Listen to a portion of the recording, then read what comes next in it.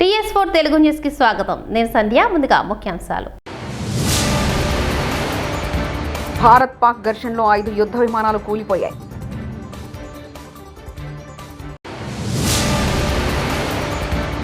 Kubera cinema తరహాలో ఏపీలో భారీ స్కామ్.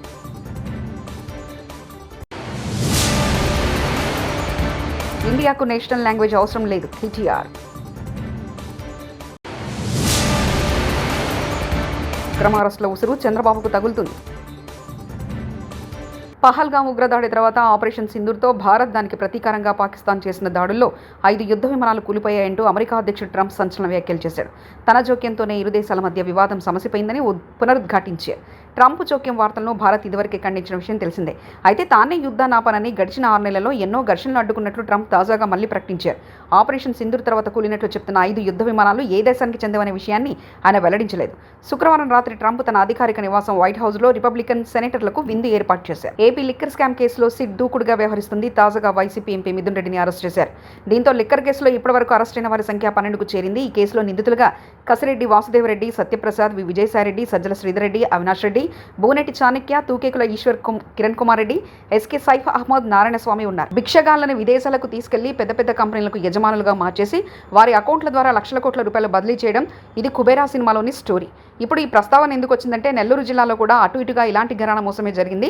నెల్లూరు జిల్లాలో భారీ కుంభకోణం వెలుగు చూసింది. డిలిమిటేషన్ అనేది ప్రజాప్రతినిధుల సంఖ్య పెరగడానికి చేస్తారు. ప్రజాప్రతినిధుల సంఖ్య పెరిగితే ప్రజలకు మేలు జరుగుతుంది. ఈ ప్రక్రియను మేము స్వాగతిస్తున్నాం. కానీ జనాభా లెక్కల ఆధారంగా డిలిమిటేషన్ చేయడం సరికాదు. కేంద్ర ప్రభుత్వాల ఆదేశాల మేరకు దక్షిణాది రాష్ట్రాలు ఫ్యామిలీ ప్లానింగ్ ప్రక్రియను కట్టుదిట్టంగా పాటించాయి. ఈ నేపథ్యంలో జనాభా లెక్కల ఆధారంగా డిలిమిటేషన్ చేస్తే దక్షిణాది రాష్ట్రాలకు అన్యాయం జరుగుతుందంటూ కేటీఆర్ వ్యాఖ్యానించారు. रिप्रेजेंटेशन बढ़े ताकि जनता की जितने भी मसाइल है, जितने भी समस्याएं हैं, उनका कोई हल निकाला जाए, उनका कोई परिष्कार निकाला जाए, ताकि अल्टीमेटली डेमोक्रेसी ढंग से फंक्शन करे. पर हो क्या रहा है? 1971 तक हर 10 साल में सेंसस होता था. 10 साल के बाद डिलिमिटेशन होता था. जब इंडिया को आज़ादी मिली, हिंदुस्तान को आज़ादी मिली, I think initially we started with about 430 odd parliament seats. बाद में वो संख्या बढ़ी, 470 प्लस हुआ 61 में. अल्टीमेटली 71 में 543 नंबर पे हम लोग आ पहुंचे. तो 543 को फ्रीज किया गया. 71 में 543 लोकसभा सीट जो है उसको फ्रीज किया गया और गवर्नमेंट ऑफ इंडिया ने ये माना कि पॉपुलेशन ग्रोथ अगर एक्सप्लोसिव ऐसे ही आगे निकला तो इसको लेके बहुत समस्या हो सकती है. तो 71 में कॉन्स्टिट्यूशन को अमेंड किया, कहा कि 543 फ्रीज किया गया नंबर. 30 साल के बाद इसको हम फिर रिवाइज करेंगे. सेंसस तो चलेगा, संख्या नहीं बढ़ेगी. और फैमिली प्लानिंग को लागू करना शुरू किया. फैमिली प्लानिंग जब लागू किया भारत सरकार ने, family planning association of India बनाया. हुआ ये कि साउथ इंडिया में फैमिली प्लानिंग को ढंग से अमल किया गया. इस वजह से 1948 में जब सदर्न पॉपुलेशन थी 26%, आज वो घट के 19% पे आ गया. पर नॉर्थ इंडिया में कई ज्यादा राज्यों में फैमिली प्लानिंग ढंग से नहीं हुआ. जैसे Uttar Pradesh as an example. Uttar Pradesh में 1950 से लेकर आज तक 239% बढ़त हुई है पॉपुलेशन में. बट केरला में पॉपुलेशन इंक्रीज हुई है 69%. अगर आप कल कहोगे डिलिमिटेशन में कि फैमिली प्लानिंग जिन्होंने ढंग से किया भारत के हित में और या भारत सरकार के आदेश अनुसार, उनको अगर आप पनिशमेंट दोगे और उनकी रिप्रेजेंटेशन पार्लियामेंट में कम करोगे, और जिन्होंने आपके आदेश को पालन नहीं किया उनको अगर ज्यादा आप इंक्रीज करके उनकी आवाज बढ़ाओगे क्योंकि पॉलिटिकली इट सूट्स यू, ये कहां तक जस्ट है, कहां तक इंसाफ है? हमारी सवाल यही है कि अगर आप संख्या बढ़ाओगे, जरूर बढ़ाइए क्योंकि रिप्रेजेंटेटिव डेमोक्रेसी है, बढ़ाना चाहिए क्योंकि आबादी बढ़ी है. पर अगर आप लॉपसाइडेड करोगे, this will not just be imbalance, this is federal inequity, this will disturb our federal structure, this will question the very basis for the foundation of our federal structure as enshrined in the constitution, and this is a very, very serious issue. That's our concern today. Chandrababu ప్రభుత్వ కుట్రలు పరాకాష్ఠకు చేరాయి. కక్ష సాధింపు కుతంత్రాల్లో తాజాగా కూటమి సర్కార్ తెరదీసింది. వైఎస్ఆర్సీపీ లోక్సభ పక్ష నేతలు ఎంపీ పెద్దిరెడ్డి మిథున్ రెడ్డి అక్రమ అరెస్టుకు తెగబడింది. ఎంపీ మిథున్ రెడ్డి అరెస్టుపై వైఎస్ఆర్సీపీ స్టేట్ కోఆర్డినేటర్ సజ్జల రామకృష్ణారెడ్డి చంద్రబాబుపై ఆగ్రహం వ్యక్తం చేశాడు.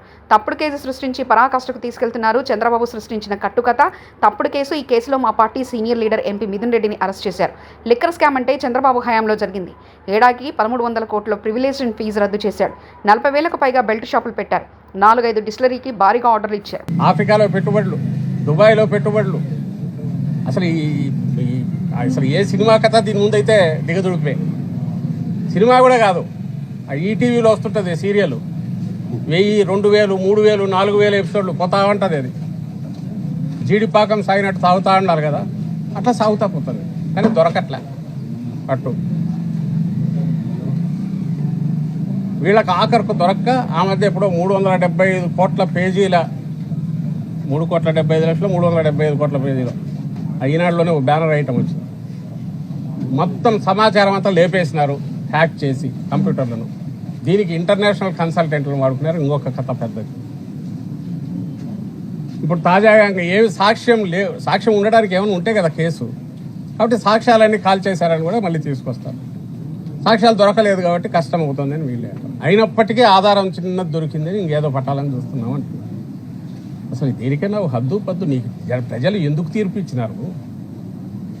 నువ్వు చేయాల్సిందేంది? నువ్వు ఇచ్చిన తప్పుడు అబద్ధపు అసాధ్యమైనవి నువ్వు చేయదలుచుకొని హామీలన్నీ తొంగలో దొక్కినావు. ఇంకో పక్క రాష్ట్రాన్ని గాలికి వదిలేసినావు. శాంతి భద్రతలు అసలు ఎక్కడికి వినాయితే లాండ్ ఆర్డర్ అనేది లేదు. నీకు ఎంటైర్ పోలీస్ ఫోర్స్లో నీ మాట వినేవాళ్ళను వినని వాళ్ళందరినీ వీఆర్లో పంపేసావు. రకరకాల హింసిస్తున్నావు, వేధిస్తున్నావు. దారిలోకి వచ్చిన వాళ్ళందరినీ వాడుకొని దారిలోకి భయంతో అయినా తెచ్చుకొని భయపెట్టైనా అందులో కొంతమందితో ఒకటి సిట్ అని ఫామ్ చేసి న్యాయ ప్రక్రియలో ఉండే బేసిక్ వీటిని యూజ్ చేసుకొని. ఎందుకంటే ఈ స్టేజ్లో న్యాయ వ్యవస్థ కూడా ఏమంటుంది, వాళ్ళైనా కోర్టులైనా మా దగ్గర ఇన్ని ఆధారాలు ఉంటే మరి చూపండి అబ్బా అంటారు. ఈలోగా ఏంటంటే హెరాస్మెంట్, కక్ష సాధింపు. ఇప్పటికి 60-70 రోజులు, అసలు 90 రోజులు అయిపోయింది. ఇప్పుడు ఛార్జ్ షీట్ వేశారు. ఏంటంటే ఇంకా ఏం దొరకలేదు, చూస్తున్నాం, మళ్ళీ వేస్తామంటున్నారు.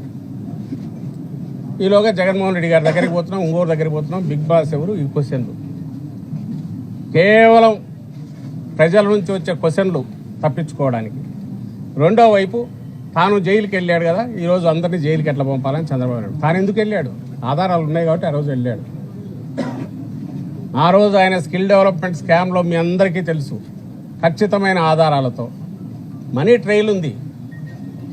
క్యాబినెట్ అప్రూవల్ ఇచ్చింది ఒకదానికి ఇస్తే నువ్వు దాన్ని ఓవర్ రైడ్ చేసి కార్పొరేషన్ ద్వారా నీ మనిషిని తెచ్చాడ పెట్టుకుని ఒక వ్యక్తిని అక్కడి నుంచి నేరుగా అగ్రిమెంట్ చేసేసుకొని క్యాష్ డబ్బు వెళ్ళింది ప్రభుత్వం నుంచి. అందులో చంద్రబాబు సంతకాలు ఉన్నాయి, ఆయన క్లియరెన్స్ ఉంది, ఆయన ఒత్తిడి ఉంది అని కూడా ఆధారాలు ఉన్నాయి. అవి వెళ్ళి షెల్ కంపెనీలోకి వెళ్ళి అక్కడి నుంచి క్యాష్ అయ్యి బయటికి ఎక్కడికో వెళ్ళిపోయింది. ఆ 300 కోట్లు అనేది మా ప్రభుత్వం పట్టుకోలే, జగన్మోహన్ రెడ్డి గారి ప్రభుత్వం సెంట్రల్ ఏజెన్సీ పట్టుకుంది. ఆ రికార్డులు కూడా తగలబెట్టారు. ఎందుకు? దొరుకుతామని గవర్నమెంట్ నుంచి మారేటప్పుడు. అయితే ఫైనాన్స్లో ఉన్న షాడో ఫైల్స్ ద్వారా ఆధారాలన్నీ దొరికాయి. పూర్తి పక్కా ఆధారాలతో ఆ రోజు చంద్రబాబు నాయుడుని అరెస్ట్ చేశారు. ఇక్కడ ఒక్క ఆధారం చూపండి, ఒక్క ఆధారం. రేవంత్ రెడ్డికి ఎదురుగా మాట్లాడే దమ్ము లేక చిట్చాట్ పేరుతో పిచ్చివాగుడు వాగుతున్నాడు. నోటికొచ్చినట్లు మాట్లాడి స్టార్టర్ హౌస్లో ప్రచారం చేయించుకుంటున్నారు. గుడిలో ఉన్నాడా బడిలో ఉన్నాడా అనే సోయి లేకుండా మాట్లాడుతున్నారు. ఈ మాటలు మాట్లాడడానికి ముఖ్యమంత్రి కావాలన్నా జగదీష్ రెడ్డి అంత నీచంగా దిగజారి మాట్లాడుతున్నాడు కదా. నువ్వు మాట్లాడే మాట మాట్లాడడానికి నువ్వు ముఖ్యమంత్రి కావాలనా? మరి రత్నపురంలో రోడ్డు మీద పొదుపుకంగా ఎవరికి ఇంతంత పోసి అప్పచెప్పినా అద్భుతంగా మాట్లాడుతారు నీ గురించి. నీ గురించి అంతకంటే గొప్పగా మాట్లాడతారు. ఇక అవి కావు కదా మన స్థాయిలో ఉన్న వాళ్ళని చేయాల్సింది. తప్పుడు మాటలు, తప్పుడు వ్యవహారాలు, ఎదురుగా మాట్లాడి దమ్ము లెక్క సాటుగా మాట్లాడి చిట్చాట్ల పేరు మీద రాయించడాలు, నీకు వంత కొట్టే కొంతమంది భజన పరులు, నీ స్లాటర్ హౌస్ ఓనర్లు, మీరు చేసే దుష్ప్రచారం వల్ల ప్రజల్లో మేము పలసన అయితే అనుకుంటున్నారా?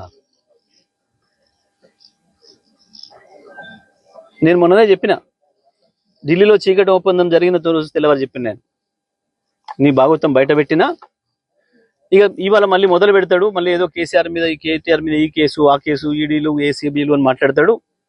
మళ్ళీ అవే చెత్త మాటలతోని ఇంత పెద్దగా తాటికాయలంతా రాయించి ప్రజల్ని మభ్యపెట్టే ప్రయత్నం చేస్తాడు. అనేదే జరిగింది సాయంత్రం వరకు.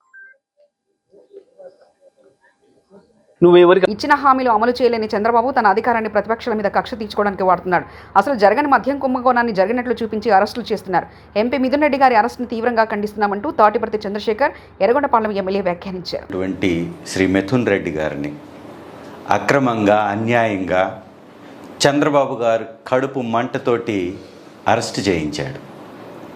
అయా చంద్రబాబు నాయుడు, ఇక నీకు ఈ 175 నియోజకవర్గాల్లో ఉన్నటువంటి వైఎస్ఆర్ కాంగ్రెస్ పార్టీ నాయకుల్ని అరెస్ట్ చేయటమే నువ్వు పరిపాలన అనుకుంటున్నావా? అరెస్ట్ చేయకపోతే ఈ రాష్ట్రంలో నీ యొక్క ఎత్తుగడలు సాగవనుకుంటున్నావా? ఇది అత్యంత హేయమైన దుర్మార్గమైనటువంటి చర్య. దీన్ని తీవ్రంగా వైఎస్ఆర్సీపీ ఖండిస్తుంది. మిథున్ రెడ్డి గారికి మచ్చలేనటువంటి నాయకుడు. వారు కానీ వారి కుటుంబం కానీ ఇలాంటి అక్రమ సొమ్ము తీసుకోవాల్సినటువంటి అవసరమే లేదు. వారు ఉన్నటువంటి ఉన్నతమైనటువంటి స్థాయి. చంద్రబాబు నాయుడు గారు ఏబిసిడీలు రాజకీయాల్లో నేర్చుకుంటున్నప్పుడే అత్యుత్తమమైనటువంటి స్థాయిలో ఉన్నటువంటి ఆ కుటుంబం చిత్తూరు జిల్లాలో ఉండటం వారు చేసుకున్నటువంటి పాపమా? చిత్తూరు జిల్లాలో ఘనమైన చరిత్ర కలిగి మంచి పేరు ప్రతిష్టలతోటి మంత్రివర్గంలో పార్లమెంట్లో వారిదైనటువంటి ముద్రను వేస్తున్నటువంటి పెద్దిరెడ్డి గారి కుటుంబంపై ఈ కక్ష సాధింపు చర్యలు ఇది కడుపు మంటతో తప్ప ఇంకోటి కానే కాదు. జరగనటువంటి అక్రమాలు జరిగినట్టుగా రాష్ట్ర ప్రభుత్వమే వ్యాపారాన్ని చేస్తే, రాష్ట్ర ప్రభుత్వం ఆధ్వర్యంలో ఆ యొక్క డిస్టిలరీస్ నుంచి మరియు ఆ షాప్స్ నుంచి వ్యాపారాన్ని ఉద్యోగస్తులుగా ప్రభుత్వ రంగ సంస్థకు సంబంధించి ప్రభుత్వంలో భాగస్వాములుగా ఉన్నటువంటి వారు చేసినప్పుడు ఎలా అక్రమాలు జరుగుతాయి? ఇవాళ చంద్రబాబు నాయుడు గారు ప్రభుత్వం వచ్చిన తర్వాత జరుగుతున్నటువంటి నీతి మాలినటువంటి వ్యవహారం మద్యంలో ఎలా జరుగుతుందో ఒకసారి రాష్ట్ర ప్రజలందరూ గమనించాలా. అక్రమంగా బెల్ట్ షాపులు పెట్టి పర్మిట్ రూముల్ని ఏర్పాటు చేసి అక్రమంగా మద్యాన్ని అమ్ముతున్నప్పుడు ఇప్పుడు అక్రమాలు జరుగుతాయా? ప్రభుత్వం నిర్వహిస్తూ షాపుల్ని, బెల్ట్ షాపుల్ని ఉద్యోగస్తుల్ని పెట్టి అమ్మించి 3 క్వార్టర్లకు మించి ఉంటే అరెస్టులు చేసి విజిలెన్స్ డిపార్ట్మెంట్ని పెట్టి వైఎస్ఆర్ ప్రభుత్వంలో కట్టడి చేసినప్పుడు అక్రమాలు జరుగుతాయి. ఒకసారి ఆలోచించండి. వైఎస్ఆర్ నేతల్ని అరెస్ట్ చేయడానికి సృష్టించినటువంటి ఒక తప్పుడు సృష్టే ఈ యొక్క మద్యం కుంభకోణం అనేది ఎవ్వరూ మర్చిపోవద్దు. ఈ రాష్ట్ర ప్రజలందరికీ ఈ యొక్క సత్యం ఈ సంవత్సరంలోనే తెలిసి వచ్చింది. అక్రమాలకి అడ్డాగా ఆంధ్ర రాష్ట్రం నేరాంధ్రగా మారిపోతూ ఎక్కడికక్కడ గంజాయి విచ్చలవిడిగా దొరుకుతూ మాదక ద్రవ్యాలు దొరుకుతూ హైదరాబాద్లోని లా దర్వాజా సింహవాహిని మహంకాళి అమ్మవారి బోనాల జాతర ఘనంగా ప్రారంభమైంది. ఉదయం అమ్మవారికి కుమ్మరి బోనం సమర్పించారు. అనంతరం మంత్రులు బట్టి విక్రమార్క, పొన్నం ప్రభాకర్, కోమటిరెడ్డి వెంకటరెడ్డి సింహవాహిని మహంకాళి అమ్మవారికి పట్టు వస్త్రాలు సమర్పించారు. హర్యానా గవర్నర్ బండారు దత్తాత్రేయ, తిరుమల తిరుపతి దేవస్థాన చైర్మన్ బిఆర్ నాయుడు, భారత రాష్ట్ర సమితి ఎమ్మెల్సీ కవిత అమ్మవారిని దర్శించుకున్నారు. ఆలయం వద్ద అధిక సంఖ్యలో భక్తులు క్యూ లైన్లో బారులు తీరారు.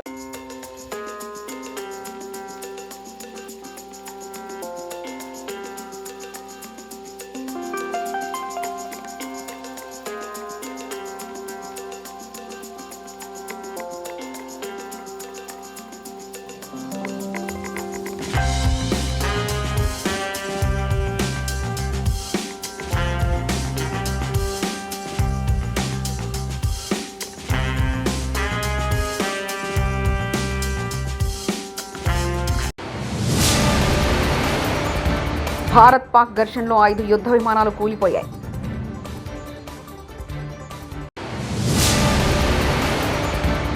కుబేరా సినిమా తరహాలో ఏపీలో భారీ స్కామ్.